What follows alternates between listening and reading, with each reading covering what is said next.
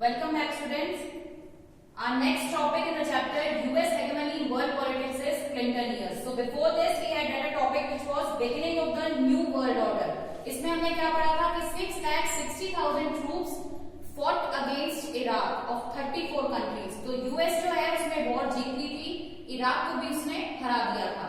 उस समय प्रेसिडेंट कौन थे? was George H.W. Bush. But after that William Jefferson, Bill Clinton won the presidential elections of 1992 and again in 1996. तो in India जो time होता है इलेक्शन का 4 इयर्स के जो 5 इयर्स होते हैं 5 इयर्स के लिए इलेक्शन पीरियड होता है in India, but in USA it's 4 years. तो 92 और 96 में जब इलेक्शन हुए हैं तो दोनों बार इलेक्शन किसने जीते हैं? William Jefferson, who is also known as Bill Clinton.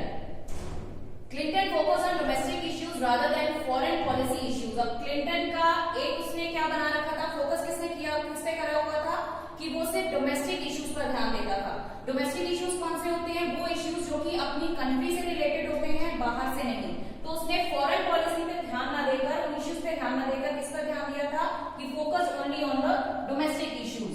During the Clinton years, US had withdrawn into its internal affairs and were not fully engaged in world politics. तो क्लिंटन ईयर्स को कह रहे हैं, Clinton years topic का नाम इसलिए दे रखा है क्योंकि जो बिल क्लिंटन थे, he was the president at that time.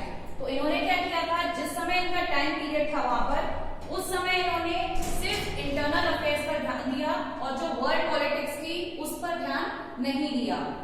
Clinton government focused on soft issues like democracy promotion, climate change, rather than one hard politics of military power and security. तो Clinton की जो government थी, इसने focus किस पर किया था? जो उनके वर्ल्ड अफेयर्स थे, जो अपने इंटरनल अफेयर्स थे, सिर्फ उन पर ध्यान दिया. सबसे ज्यादा इश्यू कौन से थे? जो सॉफ्ट इश्यूज थे, लाइक डेमोक्रेसी प्रमोशन, डेमोक्रेसी का प्रमोशन करना, क्लाइमेट चेंज, इन सारी चीजों पर जो क्लिंटन गवर्नमेंट थी, it focused during that time rather than one hard politics of military power and security. उसने किस पर ध्यान नहीं दिया? हार्ड पॉलिटिक्स का मीनिंग होता है matters related to military power. तो उसने मिलिट्री पावर और जो सिक्योरिटी थी उस पर ध्यान न देकर उसने किस पर ध्यान दिया? उसने क्लाइमेट चेंज और डेमोक्रेसी प्रमोशन पर ज्यादा ध्यान दिया. In 1999, Yugoslavia actions to stop the protest against the predominantly Albanian population in the province of Kosovo. तो यहाँ वो कह रहे हैं कि जो मोस्ट इम्पोर्टेंट एपिसोड था वो किस समय हुआ है? वो 1999 में हुआ है, जब यूगोस्लाविया ने कुछ एक्शंस लिए थे. किस चीज के लिए? जो प्रोटेस्ट हो रहा था against the predominantly Albanian population. Predominantly means mainly the Albanian population जो है, इसके अगेंस्ट कुछ प्रोटेस्ट हो रहे थे. तो इसको रोकने के लिए यूगोस्लाविया ने कुछ एक्शंस लिए थे. And this Albanian population was in the province of Kosovo. The NATO countries led by the US bombarded targets around Yugoslavia for 2 months.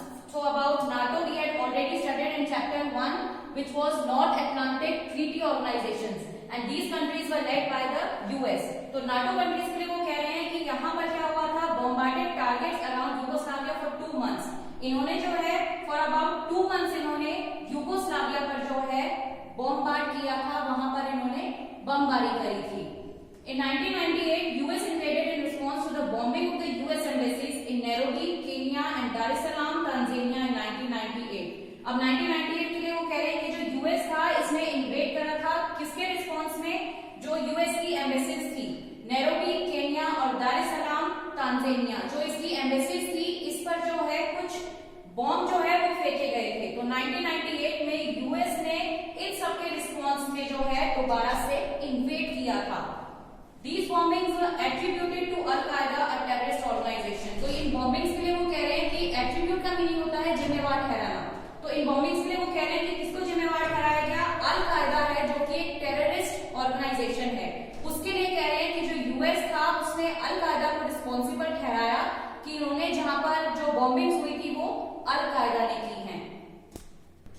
President Clinton ordered Operation Infinite Reach, a series of cruise missile strikes on Al-Qaeda terrorist targets in Sudan and Afghanistan. तो जो US है उसमें क्या कह रहे हैं कि उसके यहाँ बॉम्बिंग्स किस पर हुई थी? नैरोबी, केन्या, दार एस सलाम और तांजानिया, उसकी जो एम्बेसीज थी यूएस की, वहां पर बॉम्बिंग्स हुई थी. तो इसके लिए उन्होंने जिम्मेवार किसको ठहराया था? अल-कायदा, जो कि एक टेररिस्ट ऑर्गेनाइजेशन है. अब आगे वो क्या कह रहे हैं कि जो प्रेसिडेंट क्लिंटन थे, इन्होंने क्या ऑर्डर किया? इन्होंने ऑपरेशन इन्फिनाइट रीच जो है उसका ऑर्डर किया, and it was a series of cruise missile strikes, and he stroke it on Al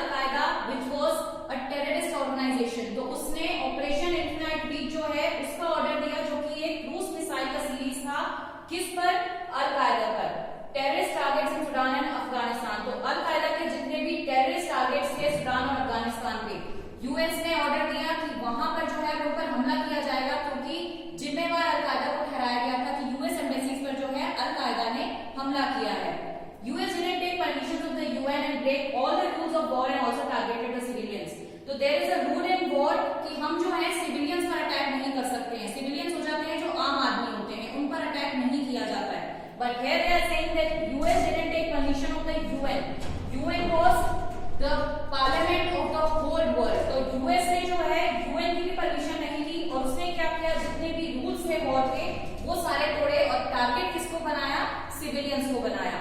So these were the points under the topic the Clinton years. The next topic is 9/11 and the global war on terror. अब US ने क्या किया था, अल कायदा पर हमला किया था. जब उसे ऐसा लगा कि अल कायदा जो टेररिस्ट ऑर्गेनाइजेशन है उसने उसके कई एम्बेसीज पर हमला किया है, तो उसने अल कायदा के ऊपर जो है अटैक किया. इसके बाद यूएस में जो है 9/11 अटैक हुआ था, which is also very famous. On 11 September 2001, 19 hijackers took control of 4 American commercial aircraft shortly after takeoff and flew them into important buildings in the US. तो 11 सितंबर 2001 में यूएस में क्या हुआ था कि कुछ हाईजैकर्स थे, नियर अबाउट 19 हाईजैकर्स थे जो कि अरब कंट्रीज से थे. इन्होंने क्या किया, इन्होंने वहां पर 4 अमेरिकन कमर्शियल एयरक्राफ्ट थे जिसका इन्होंने कंट्रोल लिया और उसके तुरंत बाद इन्होंने क्या किया, दे took them off and flew them into important buildings in the US. US की कुछ important बिल्डिंग थी जहां पर इन्होंने उन जिनको इन्होंने टारगेट किया था उनसे इन्होंने उस पर अटैक कर दिया.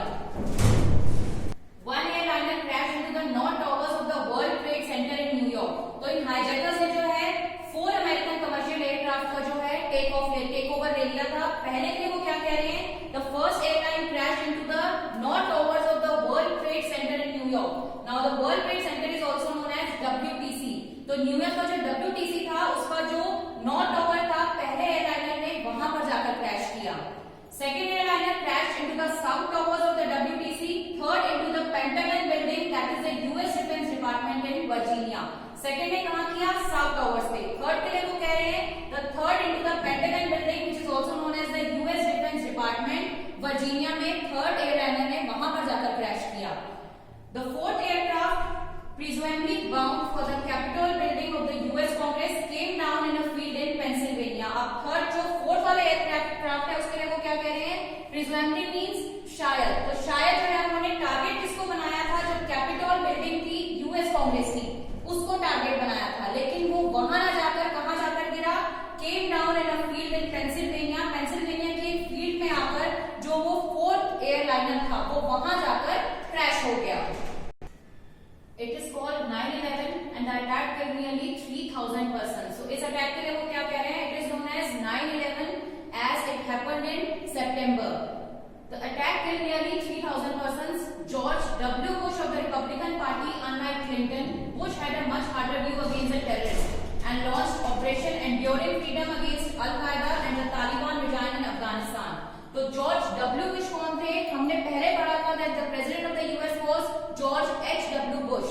तो George W Bush was his son. इन्होंने सक्सीड किया था क्लिंटन को. After Clinton he became the president of the US of the Republican Party.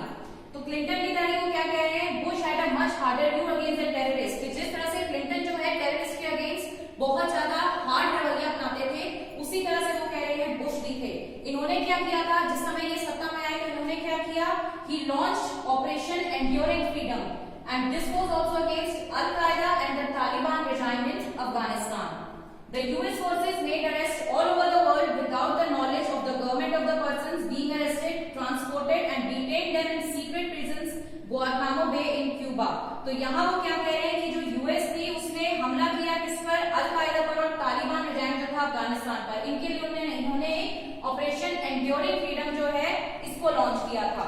इसके बाद जो यूएस फोर्सेस हैं वो क्या कह रही है कि इन्होंने पूरे वर्ल्ड में जो है लोगों को अरेस्ट करना शुरू कर दिया और जहां के लोगों को ये अरेस्ट करती थी वहां की गवर्नमेंट को इसके बारे में कोई इन्फॉर्मेशन भी नहीं देती थी, बस अरेस्ट करती थी. Arrested, transported and detained them in secret. तो इनको अरेस्ट करने के बाद ये इनको ट्रांसपोर्ट करती थी अपनी कंट्री की तरफ और उसके बाद इनको बंदी बना लेती थी इनके जो सीक्रेट प्रिजन्स थे गुआंतानामो बे इन क्यूबा वहां पर. तो इस अटैक के लिए वो क्या कह रहे हैं कि ये अटैक जो है पर्ल हार्बर में जैपनीज अटैक हुआ था. पर्ल हार्बर में 1941 उसके लिए, और उसके साथ साथ और डीसी में 1840 में अटैक हुआ था. वहां वो कह रहे हैं कि ये जो दोनों अटैक्स थे इस 9/11 अटैक को उसी के जैसा कंपेयर किया जाता है. और जो अमेरिका है, जो यूएस है, दिस